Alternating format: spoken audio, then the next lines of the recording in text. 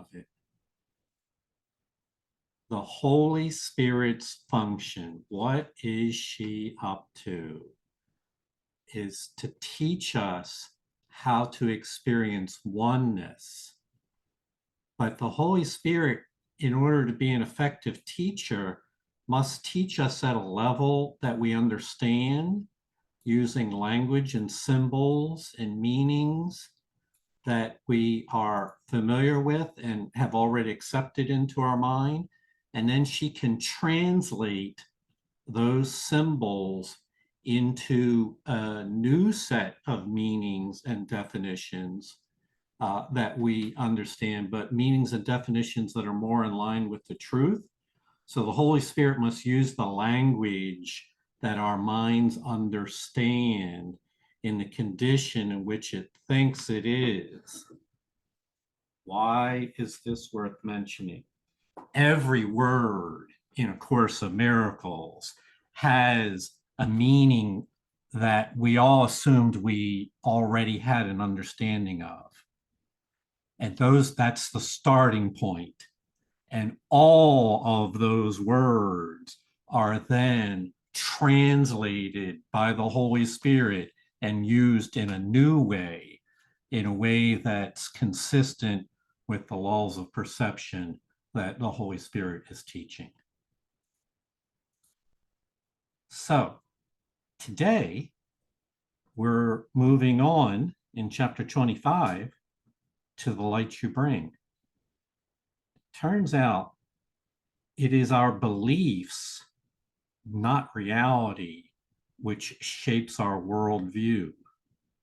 We define ourselves, our values, and our choices based on what we believe to be true.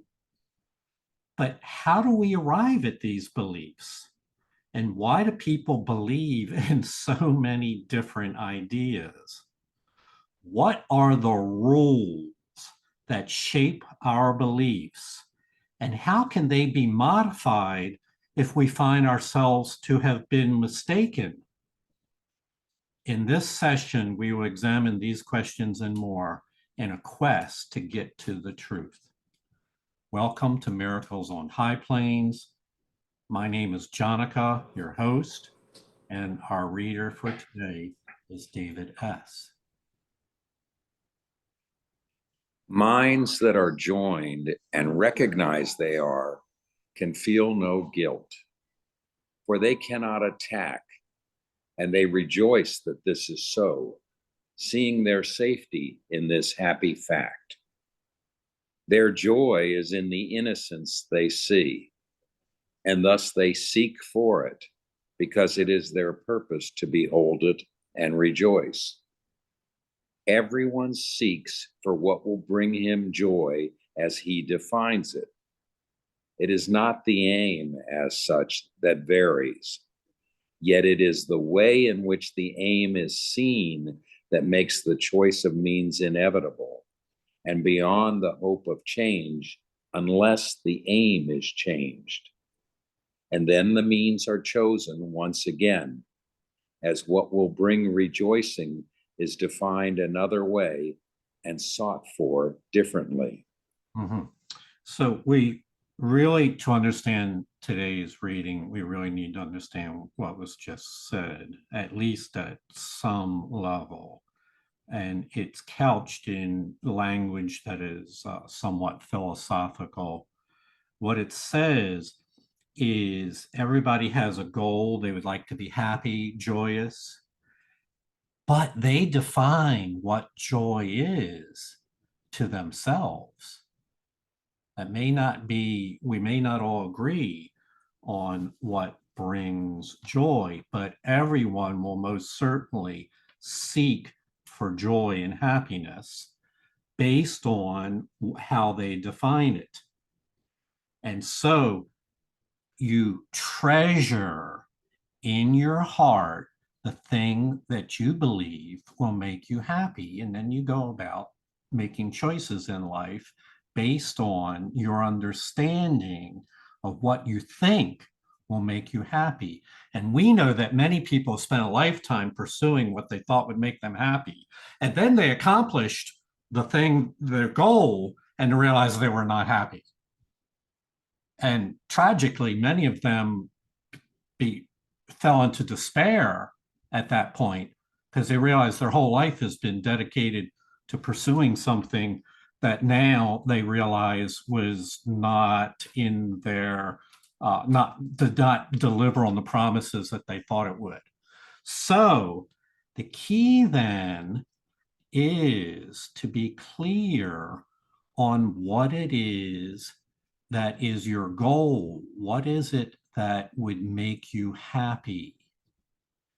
And this is the starting point for our quest in this reading. What is it that would make you happy forever? Forever. Not just happy for the next week or the month, but forever. And few people have an answer to that question. It would be best if you don't pretend like you already know what would make you happy forever, because that closes your mind to learning.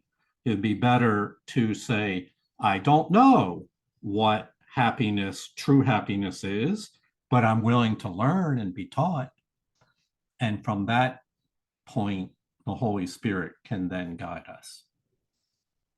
Sandra?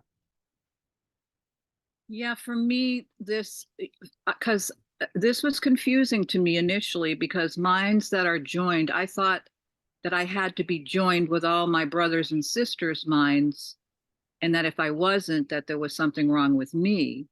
And for now, I'm reading this as minds that are joined to God, to God's definition of who I am. And if I'm joined with that, then I agree with that. I agree with how God defines me, not how the world defines me. And through the grace of God, I am defined as innocent. But God had a little hook in there. God said, if you don't see your brothers as innocent, you'll never know you're innocent. So I cannot project onto my brothers or sisters any false narratives that I have about myself. And the only reason I have those false narratives is because they were programmed into me, and I'm innocent. They were programmed into me. I don't think that I think because I've said this all my life, I don't see myself the way others see me. And now that I have this work in the book of Urantia, it's like, definitely I'm going to hold on to allowing God to define who I am and not let my brothers and sisters define who I am. And if they do, and I get aggravated, I don't have to project it on them, because they're just looking for, they don't know who they are, so they can't see who I am, and they're innocent too. I'm complete. It is certain that others will seek to project onto us and define what we are. They can't help, using the laws of perception, they cannot help but project their beliefs outward.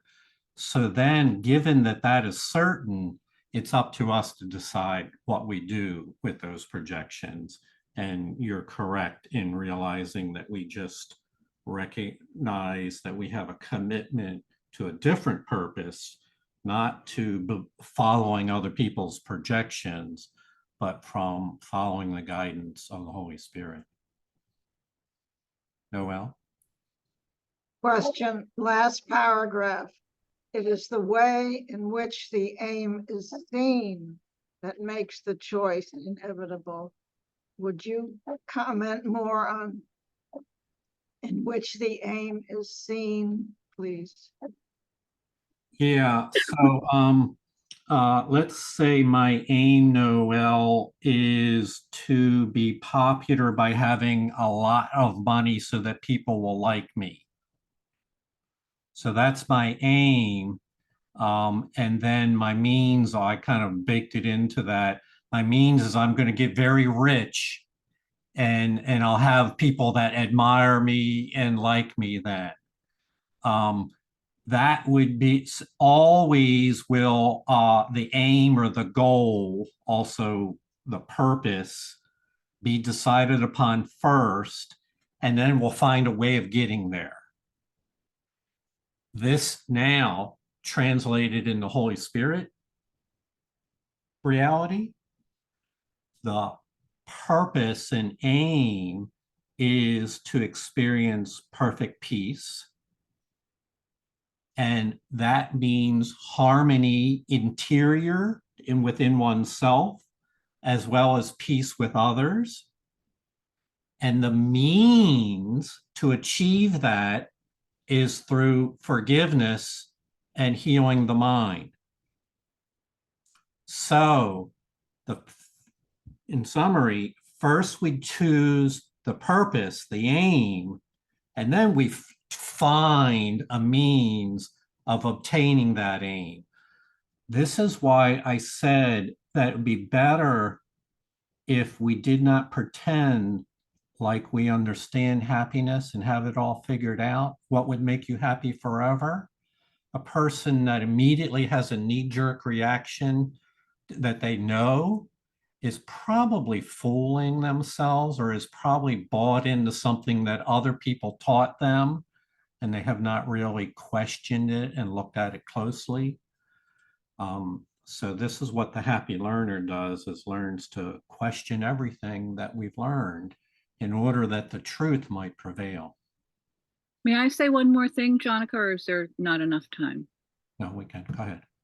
I just heard something and it made so much sense to me that those wonderful folks who don't know who they are will project their guilt onto me by attack because they're trying to make themselves innocent because they have guilt. And so for me to attack back just proves that they're guilty. So the gift that I can give those who don't know who they are is to do nothing.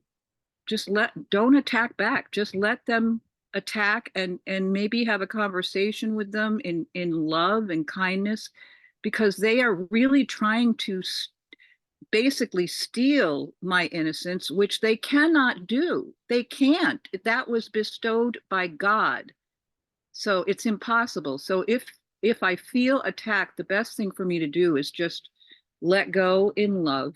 I'm complete. Mm-hmm.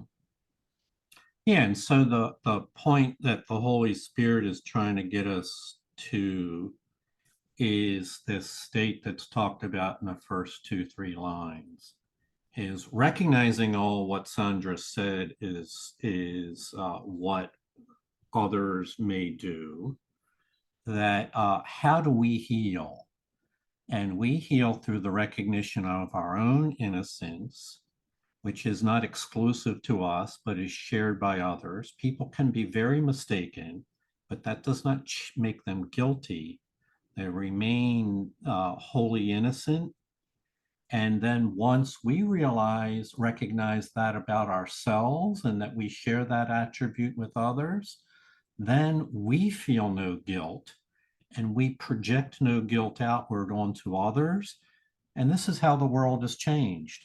It begins with an interior recognition that then you can share and extend with others. And be happy. And that brings happiness. It does indeed. Noelle, did you have your hand up? Yeah, thank you for that, Sandra. And back to aim. So the aim really depends on one's values. Yes. Values are often misguided. Yes. As your example, the values of this world are going to make me happy. Yes. But the aim more is to, as you said, I feel to see innocence in myself and in my brothers and sisters, as Sandra would say. Mm-hmm. Thank you. Yeah, that's so true. Just one more comment and then we'll go on. Values can be enduring values, think eternal values, enduring values or very short-term values, which would be think just here on earth for a short period of time and then something crumbles away and is gone. That would be a misplaced value into something that will not last, non-enduring. And the Holy Spirit's goal is to help us to focus on that which matters permanently and is enduring. We'll go on. Perception's basic law could thus be said: you will rejoice at what you see because you see it to rejoice. And while you think that suffering and sin will bring you joy, so long will they be there for you to see. Nothing is harmful or beneficent apart from what you wish. It is your wish that makes it what it is and its effects on you. Because you chose it as a means to gain these same effects, believing them to be the bringers of rejoicing and of joy. Even in heaven does this law obtain. The Son of God creates to bring him joy, sharing his Father's purpose in his own creation, that this joy might be increased and God's along with his. Mm-hmm. So we said it earlier, just now, you value something in your own heart, and then you, by treasuring that, you then go about using your life to look for it, to seek for it, to have it, to obtain it, because you value it. You think that would make you better off. And so this is the general principle of the law of perception. We haven't said anything in that statement about whether or not your values are lasting or whether or not they are very transitory and misplaced. We'll get to that for a moment. What we want to emphasize here is that the same rules apply, the laws of perception apply whether your values are long-term and aligned with the Holy Spirit, or whether they're short-term and aligned with the ego. The laws of perception still prevail in both cases. You choose what's important to you, and then you set yourself about making decisions in life to go pursue those things that you think are important to you. And what the Holy Spirit would have us do is more quickly learn what leads to lasting happiness, so that we don't have to keep trying things and then it doesn't work out, and we try something else that doesn't work out. Before you know it, 30 years have gone by, and you don't, we only have a short period of time here on this world. And if we are to be happy, we need to accelerate our learning. And this is what the Holy Spirit allows us to do by questioning those things which we have valued. And what's not being said here, but we all know is true. Where did your values come from? Well, when you were 4 years old, you probably learned them from the people immediately surrounding you. You learned them from your family, your community structure, perhaps the nation that you, and the culture you were raised in, the era in which you were raised. All those things are taught you by the world. And now we're learning that even though the world taught those values to us, that does not make them of permanent significance. In fact, many times they were just, can be viewed as very superficially constructed set of values. Kim? I love the first sentence, and it reminds me of what I've learned to do, and that is it's not happening to me, it's happening for me. And so that's a choice that I've made, and understanding that it's a choice has been a huge thing for me. Yes. It is. And embedded in that statement is Kim is aware that there's a sense of purpose going on here. It's happening for me, for my good, for my healing.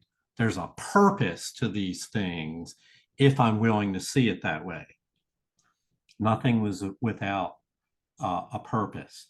So I know that some of these ideas are familiar to many of you, and to others, they're less familiar. I want to spend a moment doing a deeper dive on perception, just so that, and we're going to kind of cover it quickly from top to bottom, from bottom to top,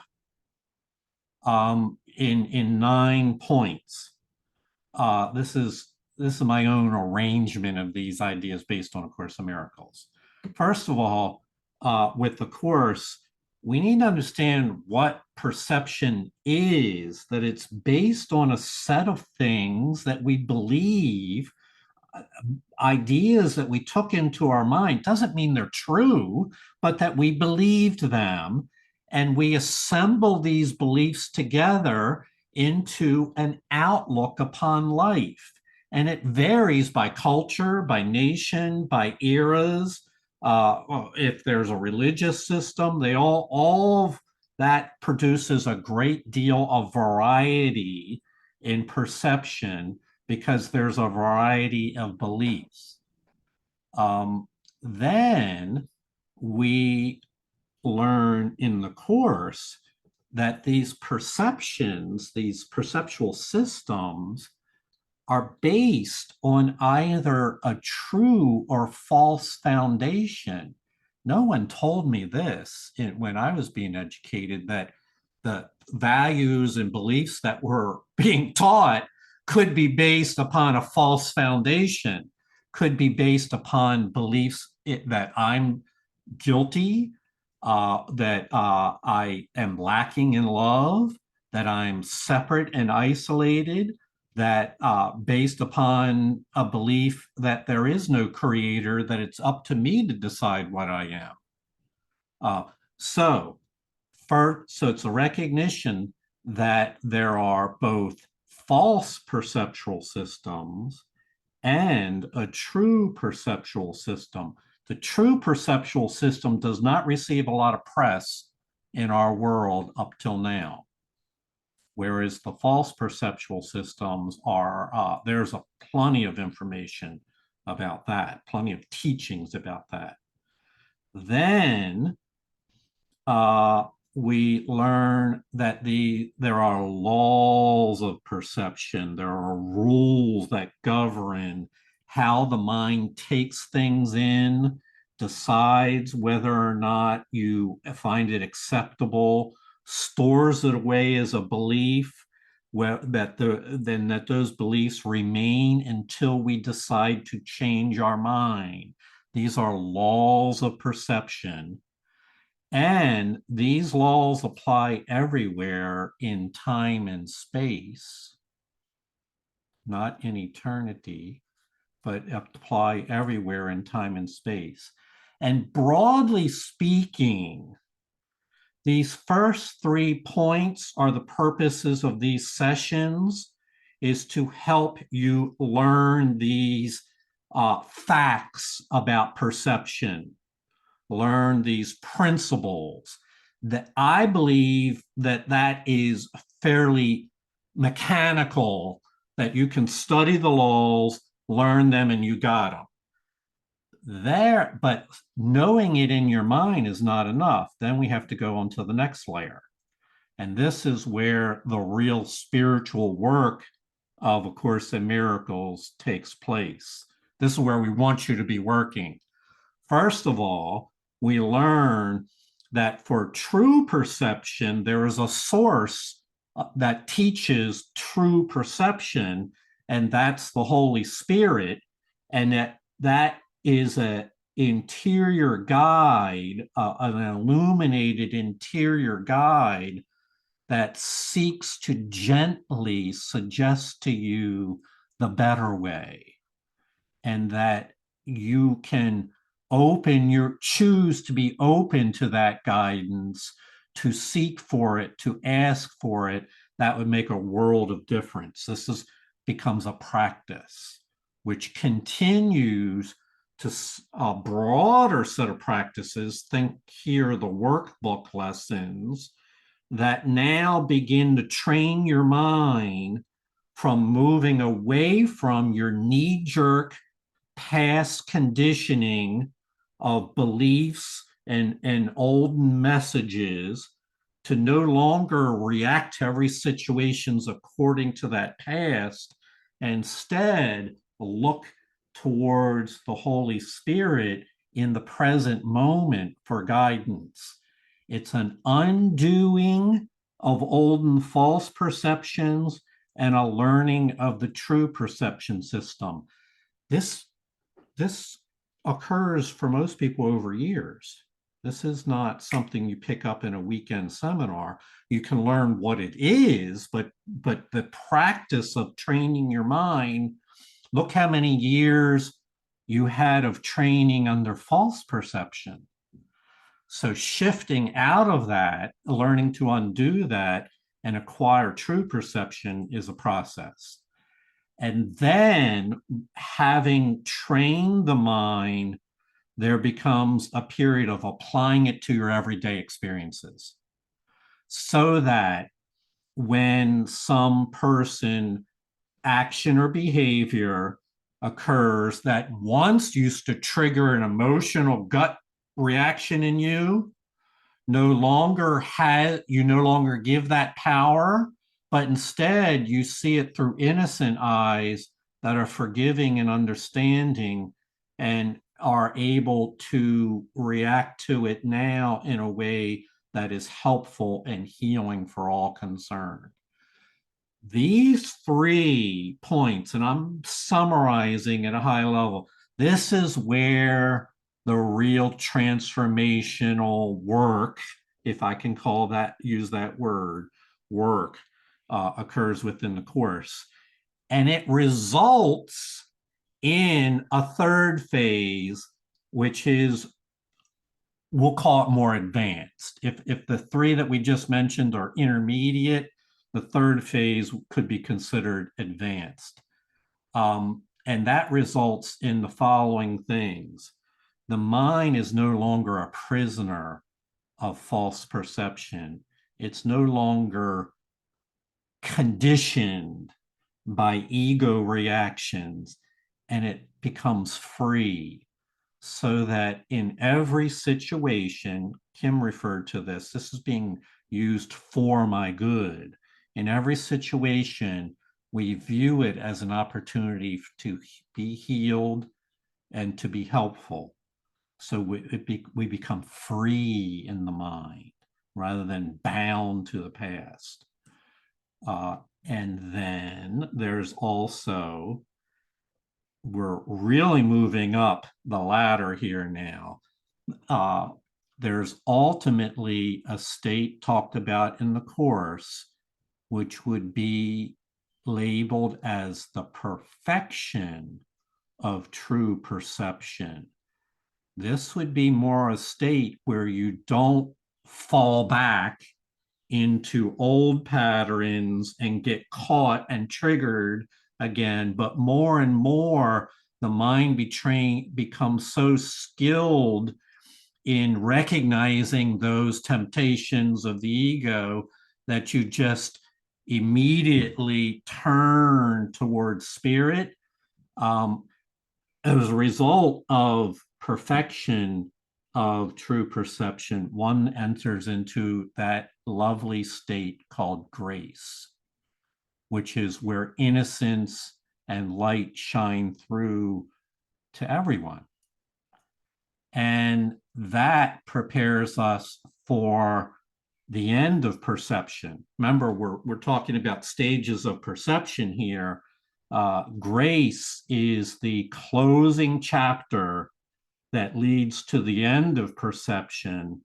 that leads to where the Father takes the last step and transitions us out of perception altogether into a state of knowledge. These last three are not something you study, not something you learn. They're experiences. You experience them when you're ready. So we're not as much concerned in discussing all that because the real learning is in the intermediate stage, learning to hear the voice for God, training the mind, learning true perception, and applying the laws of perception. That's where the attention of this course primarily is devoted to, but we recognize that it's couched in a bigger framework. Before I go on, that's all I have to say about that. Is there any comments or questions that we have on that? More and more, I want to spend some time doing things like this where we piece together things that are said throughout the entire Course in Miracles to give you a composite view around a single topic. I want to just say thank you for that 9-step chart on perception and the process. It's sort of like Cliff's Notes through enlightenment, through the Course in Miracles. I love it, through perception to knowledge. So very helpful to me as a guide and outline. Thank you. Yeah, thank you for the feedback too, David, because that affirms my sense that I want to include more of those Cliff Note versions. Susie? Yeah, I just wanted to share, I'll be really brief about something that happened to me last Sunday. You know, it's silly, it's comical. I always bring up golf, but I have all these fixed beliefs and false perceptions and, you know, all kinds of things that was going on in my mind about, you know, golf. I won't even get into it, but I had something I had to do last Sunday. Well, I didn't have to do it, but I accepted the invitation. And for a couple of weeks, I was praying a lot and using the lessons and asking the Holy Spirit, how could I see it differently? And, you know, recognizing and being willing to recognize that what I was perceiving and all my false and fixed beliefs were based on form and, you know, different things that the ego wanted me to focus on. And I just kept praying a lot and just really willing to see it all differently, really willing for the Holy Spirit to help put different thoughts in my mind. And I went out last Sunday and I participated in something that otherwise prior, you know, would have had me all up in a tiz or whatever, my ego.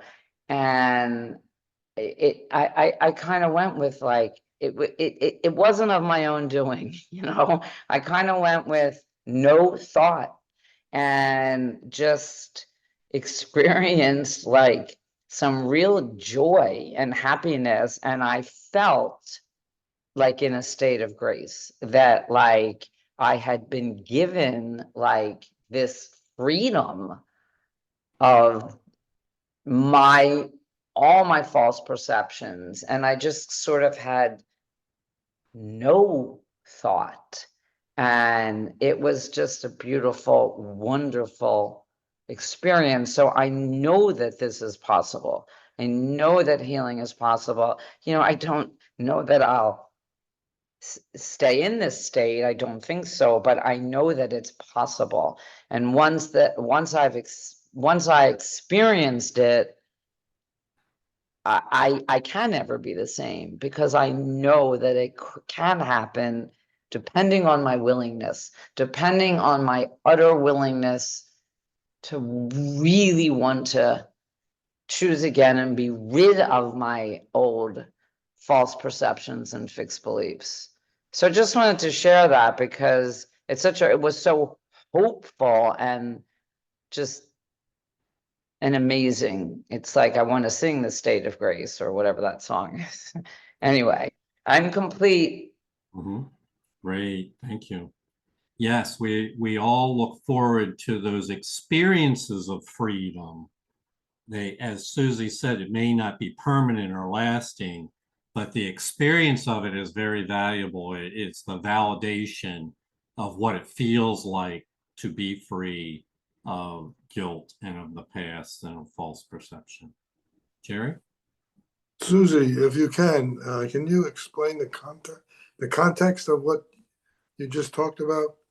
I'm sort of lost about what it was all about, really. So it was about, I had to participate in, well, I didn't have to, I said I would participate in a golf event that had all these, like I said, fixed beliefs and thoughts and fears and, you know, about, always have. And So Susie, you mean about your performance on the golf event? yeah, my performance, being with others, you know, intimacy, you know, all those things, but really a lot about my performance, really a lot about my performance and, you know, being with others and being okay and playing okay and holding my own and, you know, all that stuff, because it was like a tournament. And I knew none of those things, no matter how well I played, would not be what truly brought me peace, lasting peace, or that was not, that used to be my goal or my aim or whatever we were talking about before, you know, like, well, if only I did that, or if only I had money, like Jonica said, well, if only if I play good today, you know, I'll be happy. And I knew that that was just not the case, that that was the case for me before. And I just prayed all week to find, you know, what was real and what was really true and what really would bring me joy. And when I went out that day, honest to God, Jerry, like it was, you know, another thing is that I developed this like outer elbow issue. And I kept saying to David, I wonder if my mind made that up so I won't have to play, you know? And crazy enough, I woke up Sunday, it was gone. It wasn't even there. I don't know what that's all about. But when I went out, Jerry, I just had like a very, it's hard to explain. It's like words are but symbols, right? I had a very, like no thought kind of like joyful, peaceful feeling. And I kept saying, like looking around, thinking like, who am I? You know, like what's going on here? But I'll go with it. And I just was happy, joyous, and like free. It's like sounds so bizarre to say that. And I never feel that way, Jerry. Like, I mean, I do sometimes, but I know that I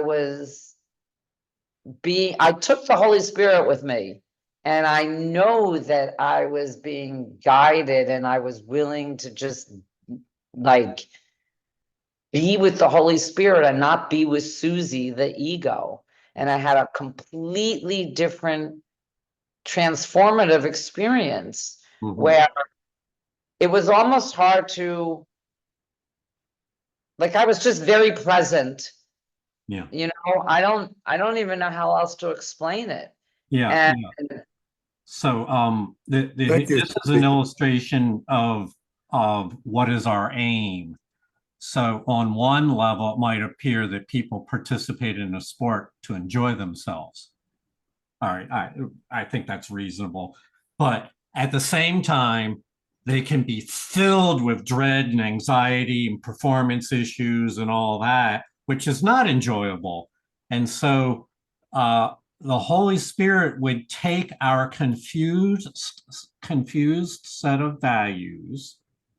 While we think we want to enjoy ourselves, we're not enjoying ourselves, and look to translate that, not to take us completely out of the life that we've chosen, but to help us see it differently. And what Susie's saying is she had an entirely different experience there, although the golf was still like what golf is still a golf course. but she had a really different experience about it. And that's what we're talking about today, is there is another field of perception that is available within you that you can tap, that is in accord with the Holy Spirit's guidance. And that's where you find your happiness. You know, and I want to add to exactly what you just said, Jonica. The Holy Spirit can repurpose anything. So my confusion used to be, well, maybe I shouldn't play golf anymore because it brings me so much angst and worry and blah, blah, blah. And that's not so. That's not so. If I'm willing to let the Holy Spirit, she can repurpose anything. Yes. And she actually showed me that, yes, I can play golf with a different perception. That's actually a breakthrough. Yeah, it was a huge breakthrough. So now we'll pray that David has that experience too. Thank you, Susie. You're welcome, Sarah. All right. We're going to take one more comment and then we're going to have to go on. Noel? There's somewhere in the course that says there is a different way of looking at this. Yes. That's, to me, the perception. I can change my perception. Yes. I want to say, Susie, I'm much more of an introvert than you. And almost every time I go out, it's a slight ordeal. And I have all these anxieties. Well, I've recognized often that I say to myself, and this has to do with my perception. It's not, what are they going to think of me? Rather, how can I help? How can I help this person, this brother? What can I do to help? And that loosens me. It frees me from all that me stuff. And as I have to keep reminding myself about that, I actually enjoy the visit or whatever it is. All right. Thank you, Noel. All right. We're going to go on. Thank you all for your sharing.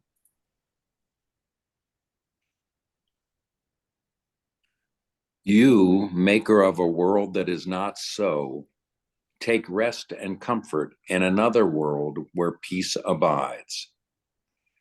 This world you bring with you to all the weary eyes and tired hearts that look on sin and beat its sad refrain. From you can come their rest. From you can rise a world they will rejoice to look upon, and where their hearts are glad. In you, there is a vision that extends to all of them and covers them in gentleness and light. And in this widening world of light, the darkness that they thought was there is pushed away until it is but distant shadows, far away, not long to be remembered, as the sun shines them to nothingness. And all their evil thoughts and sinful hopes, their dreams of guilt and merciless revenge, and every wish to hurt and kill and die will disappear before the sun you bring. Mm-hmm. So we're talking about you, maker of a world, translated as you made your own way of viewing the world, your beliefs, the ideas that you've acquired through a lifetime provide you with a view of the world which is yours alone, which is unique to you. No two people, we can prove it, no two people believe the exact same thing regarding everything. They all have made their own view. The undoing of that is the undoing of the ego's world. Take comfort and rest that you can make another world where peace abides. This is a world where the Holy Spirit is your teacher. And just to reaffirm, we're not talking about a different planet. We're talking about a different way in which you understand your life to be, the life in general, a different way of understanding what are we here for? What are we about? What is the meaning of this life? It's a different world, one where peace abides. And that world where peace abides, this goes back to the very first paragraph, is a world that can be shared. Because the Holy Spirit is the common teacher of this world, we can all join our minds together in the belief and put our faith in this world where peace abides. And that brings about that, first of all, overcomes the idea of separation and joins us together in a shared purpose. And this is where the power of your faith becomes really evident when we join together in a shared purpose. It's spoken about here. If we call this new world view a vision of a new perception, that vision comes from within you. In you, there's a vision that extends to all of them and covers them in gentleness and light.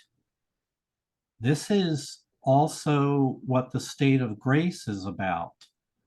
It's an inner understanding of where peace abides that then looks out in all your encounters, all your relationships, using gentle, loving eyes, and sees others in the same light in which you understand yourself to be. It's the light of grace. This is the payoff of A Course in Miracles. This includes peace and goes more than you're experiencing peace. This is the dissemination and spreading of peace to others.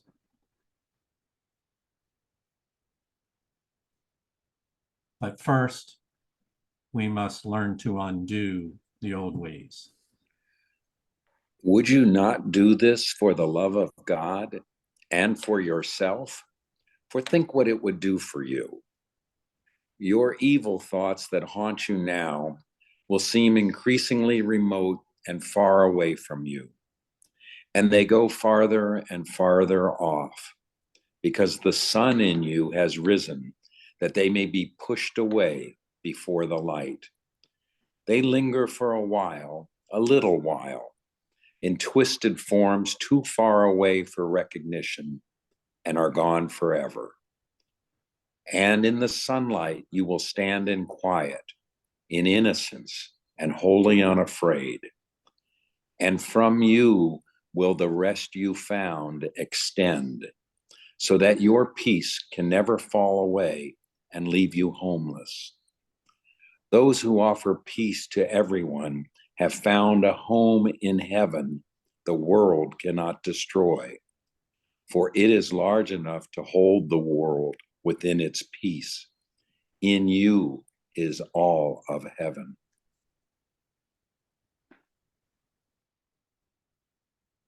So there's a promise. There's many promises here.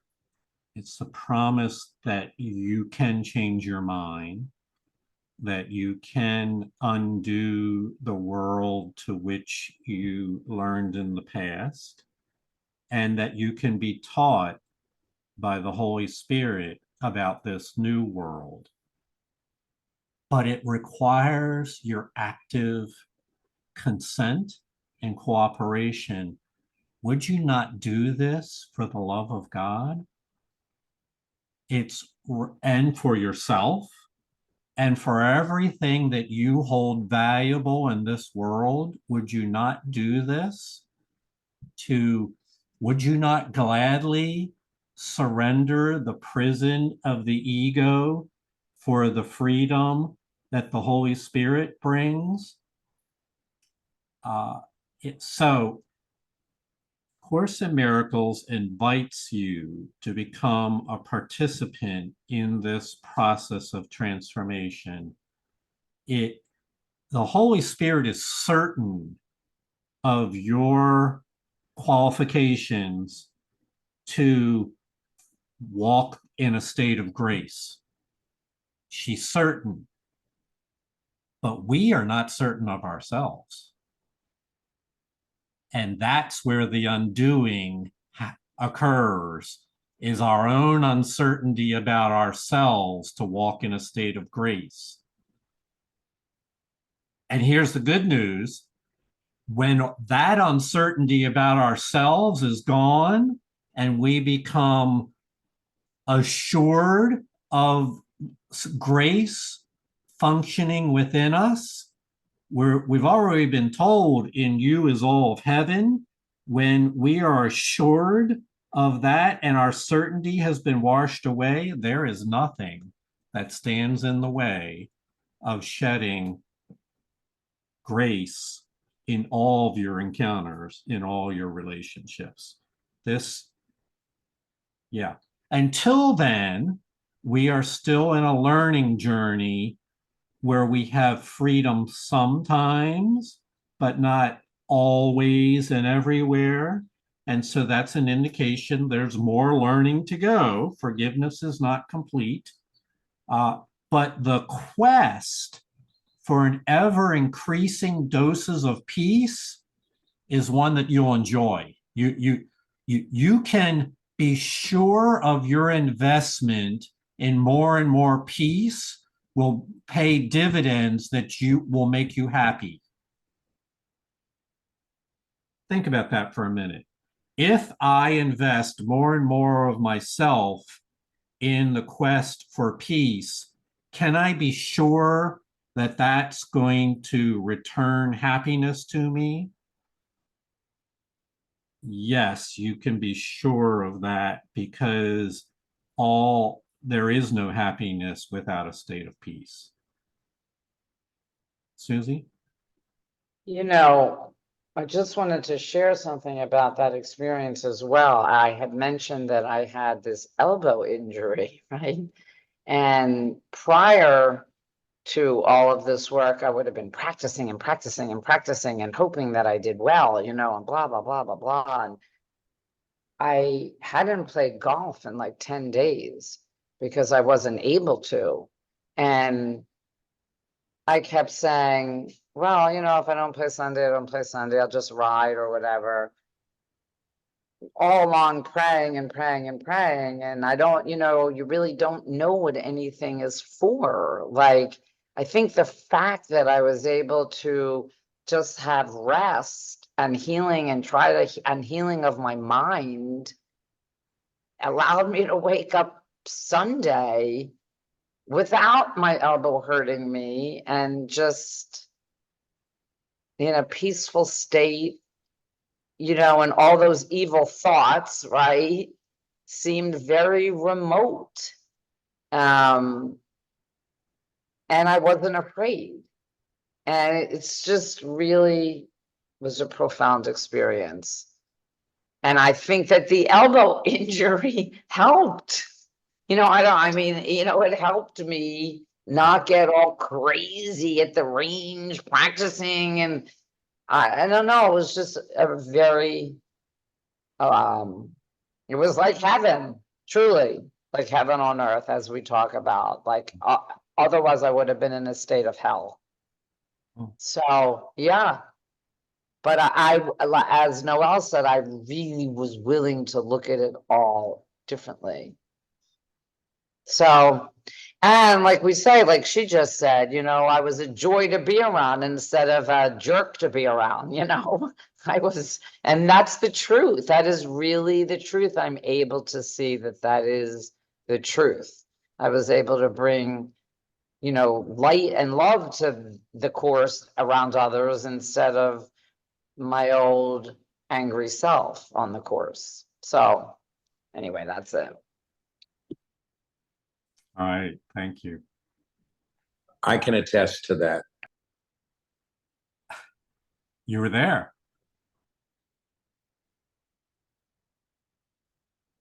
All right. I think this is our last paragraph today.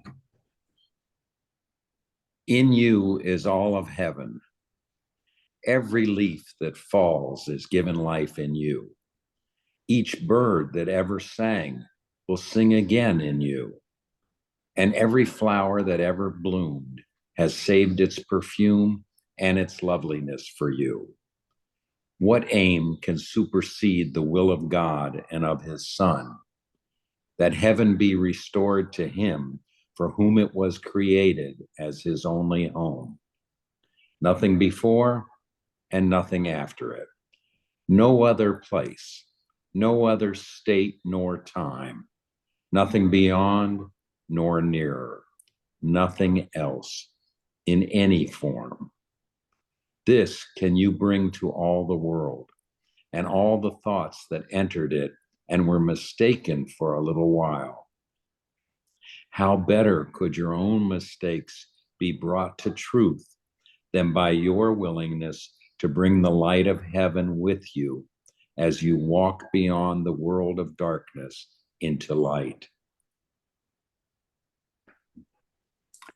So I'm aware on one level that these first few lines here could be read in a way that seems pure fiction, pure poetry, if you will. Every leaf that falls is given life in you, and every bird that ever sang again is given life in you. All the flowers that bloomed are for you. So I would like to offer an interpretation of that. But you have to think in big terms. Before time and space began, there was no planet Earth, and there was no sun, and there were no stars. It was empty. And the Creator had this idea of extending his nature, we'll call it heaven, outward into this space and set into motion the planets and the trees and the birds and the flowers, not as ends in themselves, but so that you and I and all the other beings like us could come here and learn to find the heaven within us. Now, that hasn't become widespread, evident as yet in our world, but it's all locked up inside each and every one of us. And the birds and the trees and the flowers are all here in service to that bigger plan for the Creator to extend his own nature through you and I. It's literally true that they are here in service to this bigger aim, this plan of creation. And what aim can supersede the will of God and his Son? What aim can overcome his plan to restore heaven to your mind as your only home?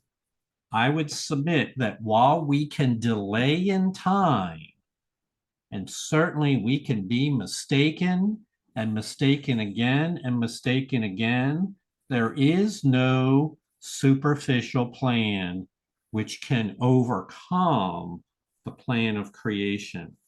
And so the Holy Spirit's entire purpose is to accelerate our learning, to collapse time so that we might learn more quickly that heaven is already within us and that the gifts and the values of heaven are already ours, the Holy Spirit would have us learn these things sooner rather than later.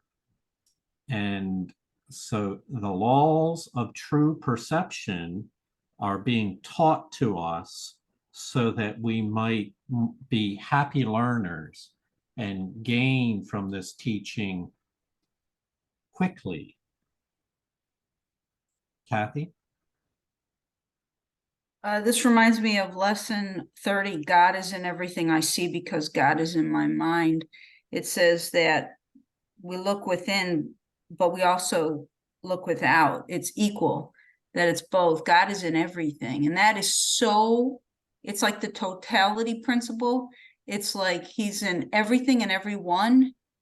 It makes you want to pay attention to every second, that goes by, because there's a lesson in everything. It's just so beautiful. It's beyond words. I don't know.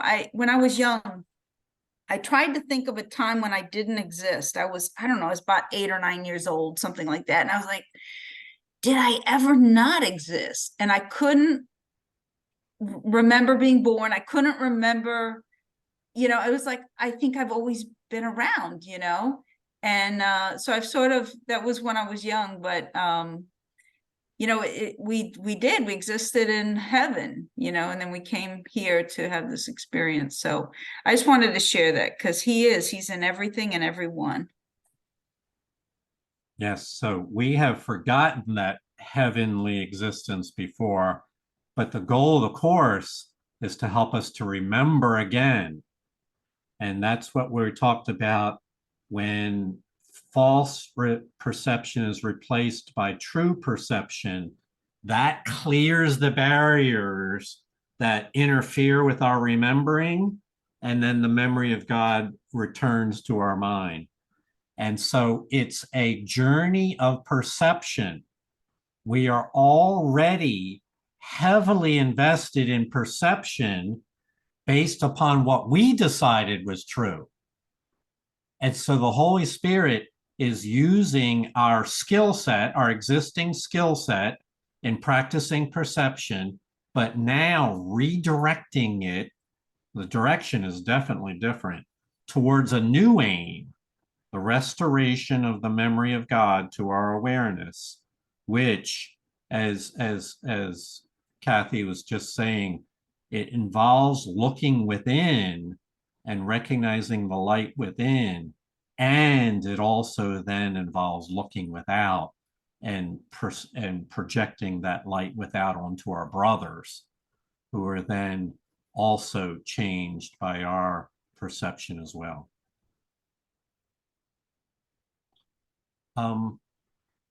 That's as far as we're going to read today.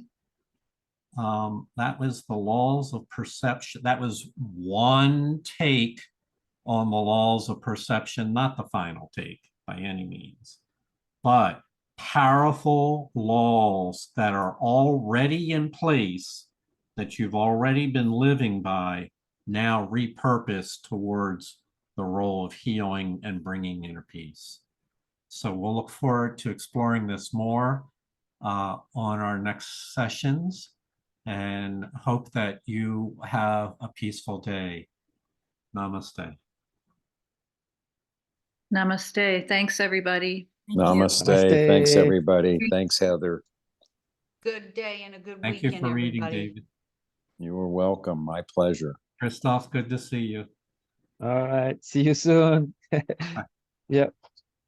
See you tomorrow and next week. Great. All Thank you. right.